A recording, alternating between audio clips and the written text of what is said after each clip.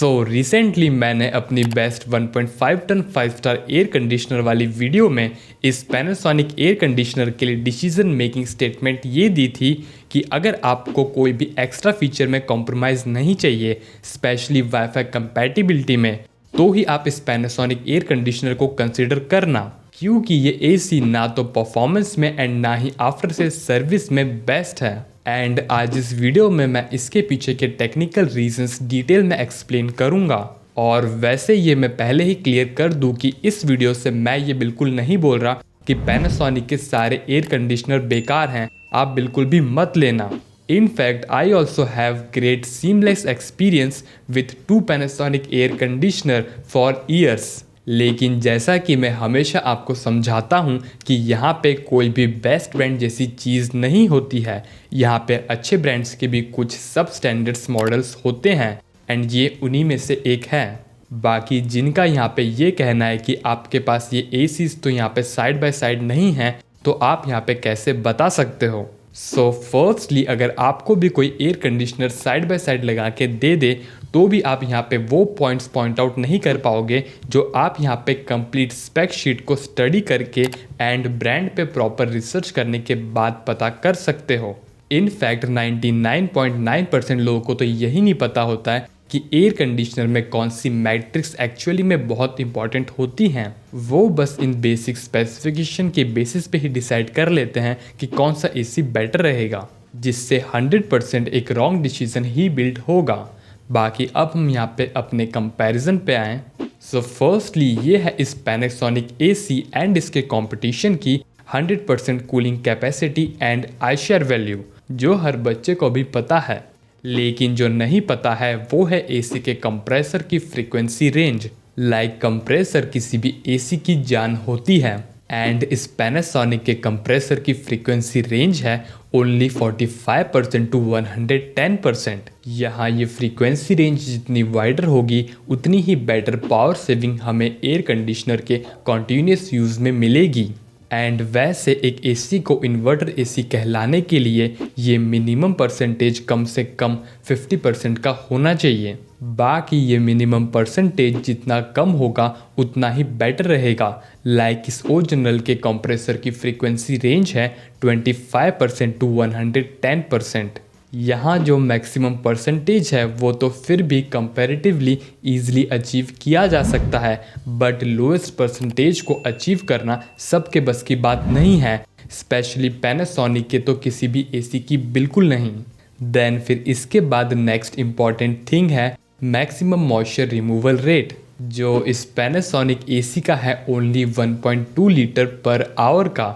ये यहाँ पे जितना ज़्यादा रहेगा उतना ही बेटर है, स्पेशली मानसून सीजन्स में, या फिर अगर आपके यहाँ पे ज़्यादा ह्यूमिड इन्वायरमेंट है तो आपके लिए तो और ज़्यादा इम्पॉर्टेंट वैल्यू ये हो जाती है।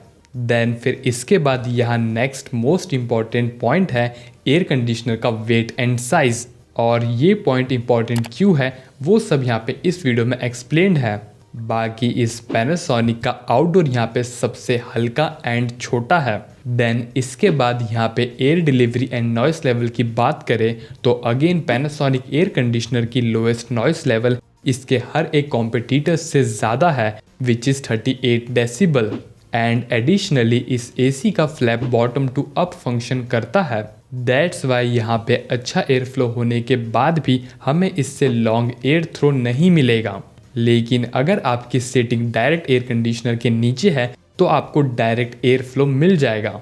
बाकी मैं तो यहाँ पे एयर कंडीशनर के फ्लैप को अपर मोस्ट पोजीशन पे सीलिंग की तरफ पॉइंट करके ही यूज़ करता हूँ for optimum comfort and best experience.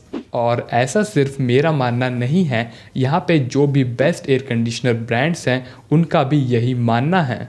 Then फिर इसके बाद हम यहाँ हीट एक्सचेंजर कोटिंग की बात करें तो यहाँ पे हमें कंपैरिजन टाई होता हुआ दिख रहा है।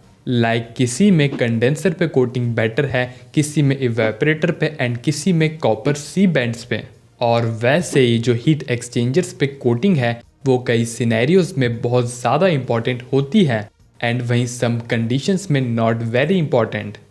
मेरे एक्सपीरियंस में सैमसंग के एल्यूमिनियम कंडेंसर वाले एयर कंडीशनर ने भी 10+ ईयर्स की लाइफ दी है, जबकि इतने साल पहले तो एसी के रेफ्रिजरेंट का प्रेशर भी ज़्यादा होता था। बाकी यहाँ पे कौन सी कोटिंग किससे बेटर है एंड इसके क्या सिग्निफिकेंस है वो समझने के लिए ये वीडियो है। देन फिर नेक्स्ट इसके बाद आफ्टर सेल सर्विस की बात करें तो पैनासोनिक की आफ्टर सेल सर्विस हम यहाँ पे Daikin, Carrier, Lloyd, Blue Star इनसे सिमिलर मान सकते हैं। किसी सिटी में यहाँ पे कोई बेटर होगा एंड अदर सिटी में कोई और। बाकी LG and Samsung after sale service के मामले में सबसे बेटर तो है ही। और वैसे एसी इंस्टॉलेशन के टाइम पे ये ड्यूटी आपकी है कि आपको इंस्टॉलेशन की रिगार्डिंग कंप्लीट इन्फॉर्मेशन होनी चाहिए, जिसे मैंने आपके हेल्प के लिए स्टेप बाय स्टेप इस वीडियो में गाइड किया है। देन इसके बाद यहाँ नेक्स्ट पॉइंट है जहाँ पे पैनासोनिक एसी शाइन करता है एंड वो है wifi compatibility for app and voice assistant support. And ये तो मैंने अपनी बेस्ट 1.5 टन 5 स्टार एसी वाली वीडियो के डिसीजन मेकिंग स्टेटमेंट में भी एक्सप्लेन किया था कि इस प्राइस रेंज में हमें कोई बेस्ट एयर कंडीशनर नहीं मिल सकता with wifi compatibility. That's why इस रेंज में अगर आपको वाईफाई कंपैटिबिलिटी चाहिए ही चाहिए तो आपके पास पैनासोनिक के अलावा कोई ऑप्शन ही नहीं है। देन अब यहाँ पे इन सब के अलावा air filtration, voltage range, self diagnose, auto clean technology and जो अदर चीज़ें हैं उन सब पे अगर आपको मेरे थॉट्स जानने हैं तो वो सब चीज़ मैंने इस वीडियो में कवर किया है। इस वीडियो का प्राइमरी ऑब्जेक्टिव था कि why this Panasonic air conditioner is not the best AC. बाकी यहाँ इन सब के अलावा एक एयर कंडीशनर में ये कुछ और इम्पॉर्टेंट पॉइंट्स होते हैं जिनकी डिटेल एक्सप्लेनेशन भी आपको इसी वीडियो में मिल जाएगी। एंड जो पॉइंट्स मैंने आपको अपनी इस वीडियो में एक्सप्लेन किए हैं वो आपको मेरे चैनल के अलावा कहीं पे और नहीं मिल सकते।